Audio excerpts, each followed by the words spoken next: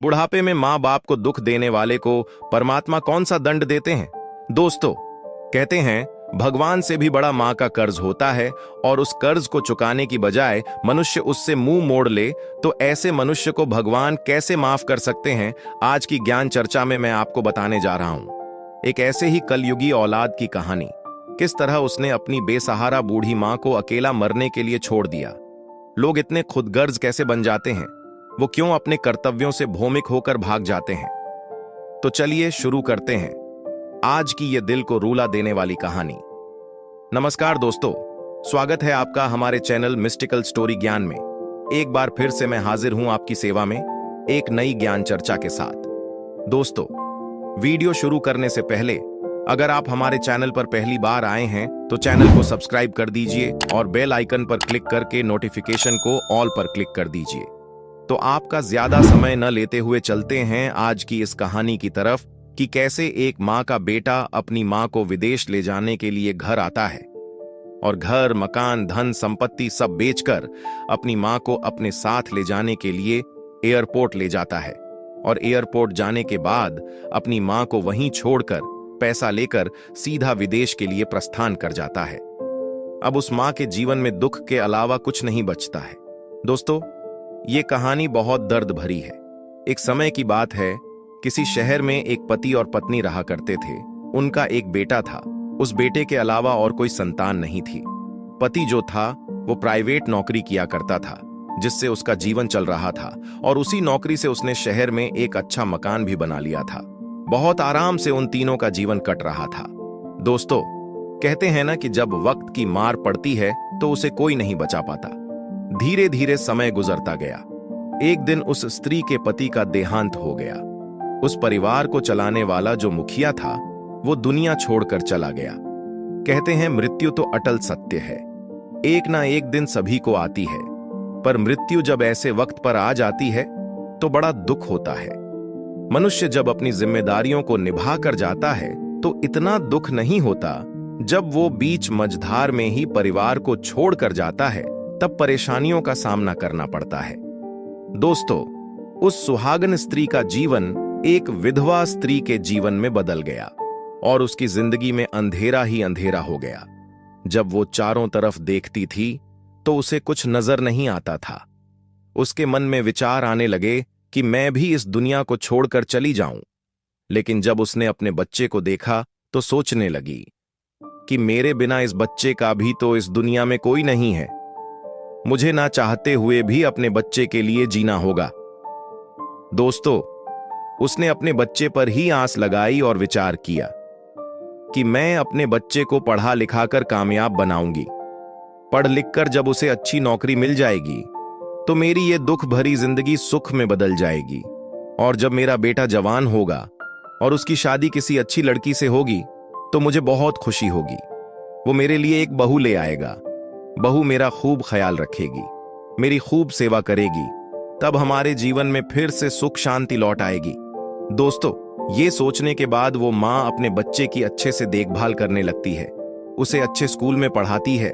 वो इधर उधर काम करके अपने बच्चे की स्कूल की फीस भरती थी। उसका पति जो पैसा छोड़ गया था वो कुछ दिनों में खत्म हो गया, और घर का खर्च, बेटे की पढ़ाई का खर्च, इन सब चीजों का भार उस दुखियारी पर आ गया। वो बेचारी दूसरों के घरों में काम करने जाती थी। उससे जो पैसे मिलते थे उससे अपना और बेटे का खर्च चलाती थी। उसने कभी अपने बेटे के जीवन में कोई कमी नहीं होने दी।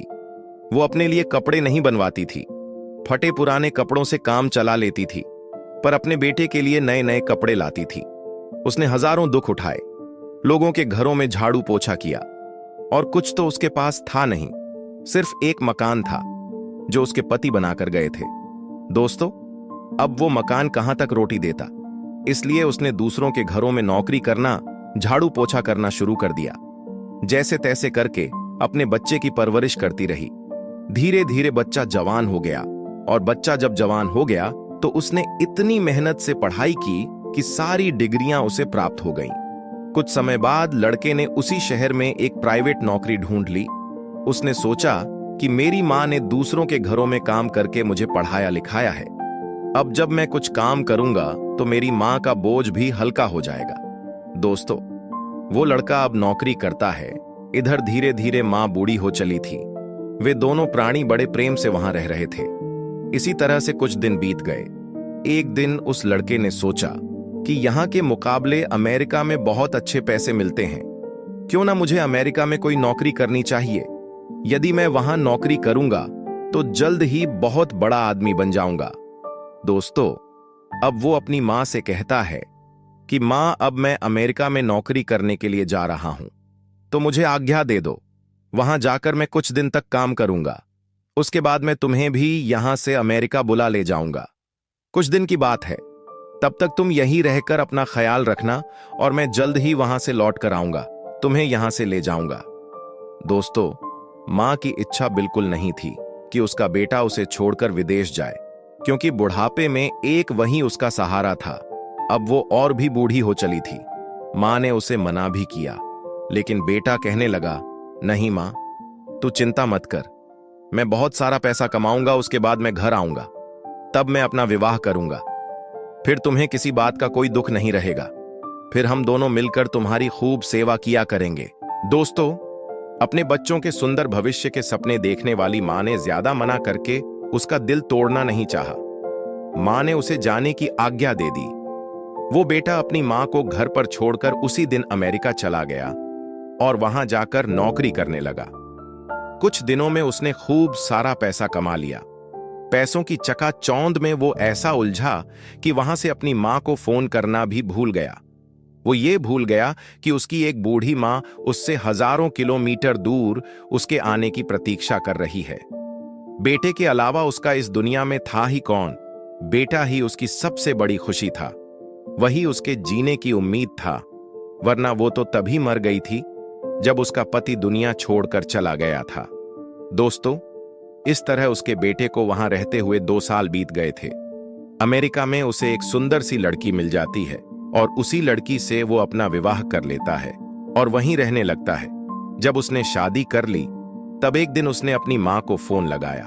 दोस्तों, उसकी मां हमेशा उसका इंतजार करती रहती थी। वो सोचती रहती थी कि मेरा बेटा जब से गया है तब से उसने मेरी खबर तक नहीं ली है।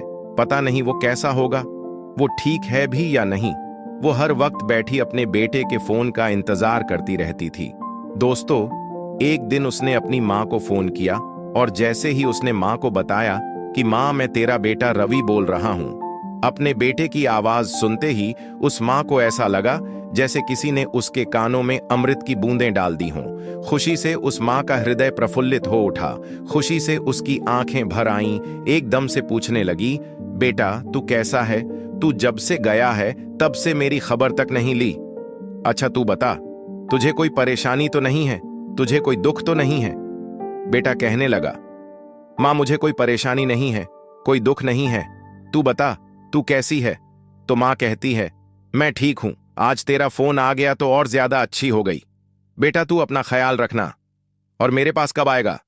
उसके बेटे ने जवाब दिया, मां तू चिंता मत कर, मैं बहुत जल्दी तेरे पास आऊंगा।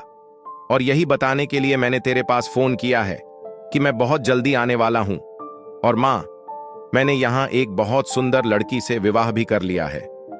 दोस्तों, जैसे ही मां ने अपने बेटे की यह बात सुनी तो उसे बड़ा धक्का लगा। मैं तो सोच रही थी कि मेरा बेटा जब घर आएगा तो मैं अपने हाथों से अपने बेटे का सेहरा बनाऊंगी। दुनिया देखेगी, मेरा बेटा दूल्हा बनकर विवाह करने के लिए जाएगा। ये हर मां बाप का सपना होता है। आज मेरे सपने को मेरे बेटे ने धूल में मिला दिया। मां ये बातें सोच सोच कर चुप हो गई।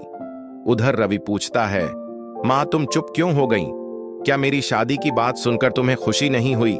मां कहने लगी, नहीं बेटा, ऐसी बात नहीं है। तुम्हारी खुशी में ही मेरी खुशी है। अगर तुमने विवाह कर लिया है तो अच्छा ही किया। तुम दोनों आराम से खुश रहो बेटा। रवि बोला, मां तू चिंता मत कर, तेरी बहू ऐसी वैसी नहीं है, लाखों में एक है। तू जब देखेगी तो खुश हो जाएगी। अपने बेटे के मुंह से ये शब्द सुनकर मां हंसने लगी। मां बहुत खुश हो गई। दोस्तों, इसके बाद रवि ने अपनी मां से कुछ देर और बात की और फिर फोन काट दिया। उस दिन के बाद फिर उसके बेटे ने दोबारा कभी फोन नहीं किया। बेचारी बूढ़ी मां यहां इंतजार करती रही। अपने बेटे का इंतजार करते करते उस मां को 5 साल बीत गए। 5 साल के बाद वो बेटा फिर एक दिन फोन करता है। बेटे की आवाज सुनकर माँ फिर खुश हो जाती है। उसके बाद माँ कहती है, बेटा तू कब आएगा? तेरा इंतजार करते करते 5 साल बीत गए। 5 साल के बाद आज तूने फोन किया है। तुझे मेरी याद नहीं आती क्या? तू घर कब आएगा? मैं रोज तेरा इंतजार करती हूँ, तेरी राह देखती हूँ। तुझे जो मिठाइयां पसंद हैं मैं रोज वो बनाकर रखती हूँ कि पता नहीं तू कब आ जाए और मुझसे मांग ले। इसलिए मैं रोज वो सब बनाकर रखती हूँ, लेकिन तू आता ही नहीं। दोस्तों, रवि कहता है, माँ तू चिंता मत कर, 5 दिन के बाद मैं तेरे पास आ रहा हूं। तेरे लिए एक और खुशी की बात है, अब तो तेरा पोता भी हो गया है। तेरा पोता 4 साल का हो गया है और वो पूछता है कि मेरी दादी कहाँ है, मुझे दादी से मिलना है। इसलिए अब मैं तुझे बुलाने आ रहा हूं। अब चिंता की कोई बात नहीं है, मैं तुझे हमेशा के लिए अपने पास बुला लूंगा। अब तुझे अकेला नहीं रहना पड़ेगा। अब तू यहीं रहेगी, तू बस तैयार हो जा। माँ तू मना मत करना, हम सब मिलजुल कर अब यहीं रहेंगे और आराम से जिंदगी गुजारेंगे। दोस्तों, अपने बेटे के ये शब्द सुनते ही मां बड़ी खुश हो गई। फिर उसने बेटे से कहा, बेटा एक बात कहूं, अगर बुरा ना माने तो? लड़का कहता है, हाँ मां बोल। बेटा तूने पैसा तो बहुत कमा लिया होगा, अब बहू और पोते को लेकर यहीं पर आ जा मेरे पास और यहीं मेरे साथ रह। तब बेटा कहता है, नहीं मां, मैं वहां क्या करूंगा रहकर, यहां मेरी अच्छी खासी नौकरी है और यहां मुझे बहुत अच्छा लगता है। देखो मैं आकर तुम्हें भी बुलाकर ले जाऊंगा और अपनी बची कुची जिंदगी तुम यहीं अपनी बहू और पोते के साथ में गुजारना। फिर मां कहती है, अच्छा चल ठीक है, यह बता तेरे उस अमेरिका में मंदिर वगैरह है या नहीं? मुझे रोज मंदिर भी जाना होता है भगवान की पूजा करने। बेटे ने कहा, हाँ मां, मंदिर भी है और वो भी अपने घर से थोड़ी ही दूर पर है। तेरी बहू गाड़ी भी चला लेती है, वो रोज तुझे मंदिर घुमा लाया करेगी। तुझे यहां किसी तरह की कोई तकलीफ नहीं होगी। मां तू एक बार मेरे साथ आकर तो देख। बेटे के बार बार कहने पर उसकी मां भी अमेरिका जाने के लिए हां कर देती है। उसके बाद फोन कट जाता है। इधर मां रोज उसका इंतजार करती है। वो सोचती है कि मेरा बेटा कह रहा था कि 5 दिनों के बाद आऊंगा। 2 दिन बीत चुके हैं। इधर मां अपने बेटे के लिए अच्छी अच्छी मिठाइयां बनाकर रखती है। इधर 3 दिन के बाद उसका बेटा आ जाता है और दरवाजा खटखटाता है। मां ने सोचा, लगता है मेरा बेटा आ गया। मां भागती हुई दरवाजे पर गई। दरवाजा खोला तो उसने अपने बेटे को पाया। बेटे को देखकर वो एकदम से खुशी से भर उठी। रवि कहने लगा, मां देखो मैं आ गया हूं। बड़ी खुशी के साथ मां अपने बेटे को घर के अंदर बुलाया और अपने बेटे को बाहों में समेट लिया। बार बार पुचकारती हुई कहने लगी, बेटा कितने दिन हो गए, तू जब यहां से गया था तो ऐसा नहीं था। अब तो तू बहुत लंबा चौड़ा हो गया है और तेरा शरीर भी बहुत अच्छा हो गया है। आज मां ने अपने पुत्र को हृदय से लगाया और खुशी के आंसू बहाने लगी। दोस्तों, मां ने अपने बेटे पर अपनी ममता को बरसाना शुरू कर दिया। जो उसने मिठाइयां बनाकर रखी थीं, वो लाकर बेटे को खिलाई। उसके बाद भोजन बनाया। दोनों मां बेटे ने साथ बैठकर भोजन किया। रवि ने कहा, मां अब खाना पीना तो हो गया, मेरे पास भी ज्यादा वक्त नहीं है। मैं तो तुझे यहां से ले जाने के लिए आया हूं, रुकने का मेरे पास समय नहीं है। तू जल्दी से तैयार हो जा, तब तक मैं किसी प्रॉपर्टी डीलर के पास में जाता हूं और इस मकान को बेचने की बात करता हूं। दोस्तों, जब मां ने बेटे के मुंह से घर बेचने की बात सुनी तो मां के दिल को धक्का सा लगा। उसे एकदम से अपने पति की याद आ गई। आंखों में आंसू भर आए और कहने लगी, बेटा तू मकान बेचेगा? अरे ये घर तेरे पिता ने बड़ी मेहनत से बनाया है। इसमें एक एक ईंट जो लगी है वो तेरे पिता की मेहनत के पसीने की कमाई से लगी है। उन्होंने बड़ी मेहनत से इस घर को बनाया था और तू इसे बेच देगा? बेटा कहने लगा, मां तू कैसी बातें कर रही है? जब हम लोग विदेश में चले जाएंगे तो दोबारा यहां आकर क्या करेंगे? फिर इस मकान की क्या जरूरत है? जब हमें इस देश में रहना ही नहीं है तो इस मकान की देखभाल कौन करेगा? दोस्तों, बेटे की बातें सुनकर के मां भी घर बेचने के लिए राजी हो जाती हैं। मां ने कहा, बेटा तेरी जैसी इच्छा है तू वैसा कर। लेकिन मां की आंखों से आंसू निकल रहे थे। बेटा तो प्रॉपर्टी डीलर के पास चला जाता है और इधर वो मां आंखों से आंसू बहा रही थी और दीवारों पर अपने दोनों हाथ रखकर कह रही थी कि मेरे पति ने ये बड़ी मेहनत से बनाया है। कभी वो उन दीवारों पर हाथ फेरती और आंखों से आंसू निकलने लगते और कभी अपने पति को याद करती हुई रोने लगती और सोचती कि मेरा बेटा इसको बेच रहा है और मुझे लेकर विदेश जा रहा है। थोड़ी देर में प्रॉपर्टी डीलर को लेकर उसका बेटा आता है और उस मकान को उसके हाथों बेच देता है। पैसों को लेकर के फिर अपनी माँ से कहता है कि माँ, तू अब जल्दी से तैयार हो जा, तेरा पोता तुझसे मिलने के लिए इंतजार कर रहा है। दोस्तों, जब अपने पोते के बारे में सुना तो वो माँ भी अपने पोते से मिलने के लिए छटपटाने लगी, क्योंकि कहते हैं ना कि हर माँ बाप के लिए मूल से अधिक प्यारा ब्याज होता है। वो कहती है कि बेटा, मुझे जल्दी ले चल, मेरे पंख नहीं हैं, नहीं तो मैं पंखों से उड़कर जल्दी से पहुंच जाती। बेटे ने जवाब दिया, माँ, तू उड़कर ही विदेश जाएगी। माँ कहने लगी, बेटा, मैं समझी नहीं। तब उसका बेटा समझाता है, माँ, मैंने तेरा वीजा करवाया है, तू हवाई जहाज से यात्रा करेगी और जल्दी ही अपने पोते के पास में पहुंच जाएगी। अब तू ज्यादा देर मत कर और जल्दी से तैयार हो जा। दोस्तों, वो बूढ़ी माँ अपने बेटे के साथ जाने के लिए तैयार हो जाती है और बेटे के साथ वो एयरपोर्ट पर पहुंच जाती है। अब एयरपोर्ट पर जाकर उसने अपनी माँ को एक जगह पर बैठा दिया और कहा, माँ, तू तब तक यही बैठ, मैं कुछ कागज और अपना बैग अंदर चेक करा कर आता हूँ। अपनी माँ को वहीं पर बैठाकर वो लड़का एयरपोर्ट के अंदर चला जाता है। इधर माँ इंतजार करती है कि मेरा बेटा आता ही होगा। बेटा कागज और थैले चेक कराने के लिए गया है। दोस्तों, 1 घंटे इंतजार किया, 2 घंटे इंतजार किया, 3 घंटे हो गए, 4 घंटे हो गए, दोपहर हो गया, 2 बज गए, मगर उसका बेटा अभी तक नहीं लौटा। दोस्तों, जब माँ से रुका नहीं गया तो माँ उस एयरपोर्ट के अंदर घुसने लगती है और उन्हें एक सिक्योरिटी वाला रोक लेता है और कहता है, माँ, तू इधर कहाँ जा रही है? उस बूढ़ी माँ ने जवाब दिया, साहब, मेरा बेटा अंदर गया है कागज और थैला चेक कराने, अभी तक लौट कर नहीं आया है। सिक्योरिटी वाले ने जवाब दिया, नहीं माँ, इधर कोई नहीं है। बूढ़ी माँ कहने लगी, नहीं साहब, ऐसा नहीं हो सकता, मेरा बेटा अंदर गया है, मुझे बाहर बैठाकर वो मुझे बुलाने आया था, मैं उसके साथ विदेश जा रही हूं। सिक्योरिटी वाले ने बोला, माँ, तेरे बेटे का नाम क्या था? माँ ने जवाब दिया, मेरे बेटे का नाम रवि है, उसे देखो ना, वो अंदर ही होगा। दोस्तों, फिर वो सिक्योरिटी वाला रजिस्टर में देखता है कि रवि नाम का कोई यात्री उसमें था ही नहीं। रवि नाम का यात्री सुबह 10 बजे की फ्लाइट से अमेरिका चला गया है। उस बूढ़ी माँ ने सिक्योरिटी वाले के शब्द सुने तो माँ का कलेजा फट गया। ये खबर उस माँ के लिए बहुत बुरी खबर थी। माँ की आंखों से आंसू बहने लगे। माँ बैठ गई और फुट फूट कर रोने लगी और कहने लगी, वाह मेरे लाल, तू आज मुझे धोखा देकर चला गया। तूने मुझे क्या धोखा दिया है? तूने अपने आप को धोखा दिया है। तूने घर भी बेच दिया और मुझे भी कहीं का नहीं छोड़ा।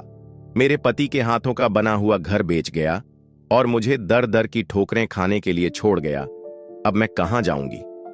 दोस्तों, वो दुखियारी बूढ़ी मां लौटकर रोती बिलखती अपने घर की ओर चल देती है। उसके पास पैसे भी नहीं थे कि किसी सवारी से बैठकर आ जाती। वो पैदल पैदल चलती हुई 2-4 दिन में अपने घर के पास आ जाती है। रात हो चुकी थी, घर के बाहर चबूतरा था। वो उस चबूतरे पर भूखी प्यासी लेट जाती है। उस बूढ़ी मां का हृदय पीड़ा से फटा जा रहा था। दोस्तों, जब सवेरा होता है तो बूढ़ी मां उसी चबूतरे पर बैठी होती है। कुछ पड़ोसी उसे भूखा समझकर कुछ खाने को दे जाते हैं तो वो खा लेती है, लेकिन उस चबूतरे पर दिन रात बनी रहती है। 3-4 दिन तक मकान मालिक देखता रहा। मकान मालिक ने कहा, अरे मां, तू इस चबूतरे पर बैठी क्या कर रही है? तू यहां क्यों ठहरी है? ये मकान अब तेरा नहीं रहा, अब यहां से जाओ, ये हमने खरीद लिया है। तब बूढ़ी मां उसे पूरी बात बताती है कि उसका बेटा उसे विदेश ले जा रहा था और वो उसे एयरपोर्ट पर छोड़कर चला गया। अब मेरा इस दुनिया में कोई नहीं है। मैं अब इस चबूतरे को छोड़कर नहीं जाऊंगी। मैं इसी चबूतरे पर अपने प्राण त्यागूंगी। तुमने मेरा मकान ले लिया है, कोई बात नहीं, मैं तुम्हारे घर के अंदर नहीं जाऊंगी, लेकिन मैं चबूतरे पर रह करके बाकी की जिंदगी गुजार दूंगी। मुझे विश्वास है कि मेरा बेटा एक दिन जरूर आएगा। दोस्तों, वो मकान मालिक बड़ा ही दयालु था। बूढ़ी मां के बेटे की वो क्रूरता सुनकर वो गुस्से से आग बबूला हो गया। मकान मालिक ने उस बूढ़ी मां के जब इतने शब्द सुने तो उसने दोनों हाथों से उसे पकड़ लिया और कहता है, मां, ठीक है, आज के बाद तू इस चबूतरे पर नहीं रहेगी। तू अंदर चल, इस मकान में कई कमरे हैं, एक कमरा मैं तेरे नाम करता हूं, आराम से रह। दोस्तों, जब बूढ़ी मां ने उस मकान मालिक के शब्द सुने तो उस मकान मालिक को पकड़कर कहने लगी, बेटा अपने पराये हो गए और पराये अपने हो गए। इस कलयुग की संतानें कैसी हैं, जो अपना खास होता है वो छोड़ देता है और जो पराया होता है वो अपना लेता है। जिसे मैंने अपने खून से सींचा था वो मुझे धोखा देकर चला गया, और जिसे मैं जानती भी नहीं वो मेरा सहारा बन गया। वो माँ उस मकान मालिक को अब आशीर्वाद देने लगती है, मेरे लाल तू झुक झुक जिए, मेरा खून तो छोड़ करके चला गया लेकिन तूने मुझे अपना लिया। कहते हैं इस दुनिया में अपने पराये हो जाते हैं और पराये अपने बन जाते हैं। ये बात सुनकर के उस बूढ़ी माँ का मकान मालिक कहने लगा, हे माँ, तू कैसी बातें कर रही है, एक कमरा तो बहुत दूर की बात है, मैं ये मकान ही तेरे नाम करता हूँ। दोस्तों, फिर वो माँ को लेकर के अंदर जाता है। बूढ़ी माँ उसी मकान में रहने लगती है। वो मकान मालिक उनकी खूब सेवा करता है। दोस्तों, कुछ समय के बाद में वो बूढ़ी माँ अपने प्राणों को छोड़ देती है और हमेशा के लिए इस दुनिया से चली जाती है। उस मकान मालिक ने अपनी माँ की तरह उस बूढ़ी माँ का अंतिम संस्कार किया। दोस्तों, इधर उस बूढ़ी माँ का बेटा जो विदेश में था, जब उसकी औलाद जवान हो जाती है तो उसके साथ वैसा ही सुलूक करती है जैसा उसने अपनी बूढ़ी माँ के साथ किया था। उसके बेटे और उसकी बहू उसका अपमान करते हैं, उसके साथ बदतमीजी करते हैं, उसको गालियां देते हैं, मारते पीटते हैं और एक दिन उसे मार पीट कर घर से निकाल देते हैं। और वो भी अपनी माँ की तरह दर दर की ठोकरें खाने को मजबूर हो गया। तब उसे एहसास हुआ और अपनी माँ की याद आई कि मैंने अपनी माँ के साथ ऐसा किया था, इसलिए आज मेरे साथ ऐसा हुआ है। जब उसकी पत्नी और बेटे ने उसे घर से निकाल दिया तो उसने सोचा कि मैं अब अपने देश वापस जाऊंगा, पर मैंने अपने माता पिता का घर तो बेच दिया है। मैं कहाँ रहूंगा? मेरी माँ कैसी होगी? कहाँ रहती होगी? जीवित होगी भी या नहीं? अगर जीवित होगी भी तो मैं अपनी माँ के चरणों में गिरकर उससे क्षमा मांगूंगा, वो मुझे जरूर माफ कर देगी। मैंने तो उसे एयरपोर्ट पर छोड़ दिया था, अब मैं उसे कहाँ ढूंढूंगा? दोस्तों, इस तरह जब वो अपने देश में वापस आता है और वहीं पहुंचता है जहां उसका पुराना मकान था, तो आकर के पड़ोसियों से पूछता है कि मेरी माँ कहाँ है? तो पड़ोसी बताते हैं कि तेरी माँ तो बहुत समय पहले ही इस दुनिया को छोड़कर चली गई। तब सब लोग उसकी हरकत पर थूकते हैं, उसे धिक्कारते हैं कि तेरे जैसे बेटे पर धिक्कार है, भगवान तेरी जैसी औलाद किसी को भी ना दे, इससे अच्छा तो भगवान बिना औलाद के ही रखे। दोस्तों, अब तो वो और भी ज्यादा बुरी तरह से रोता है। उसके जीवन में रोने के अलावा कुछ नहीं बचा था। दोस्तों, ये सच है कि जो अपने माँ बाप को रुलाता है वो कभी सुखी जीवन नहीं जीता है। कहते हैं चाहे अपने माँ बाप से लड़ लेना, झगड़ लेना, लेकिन अपने माँ बाप को कभी छोड़कर मत जाना, उन्हें कभी मत रुलाना।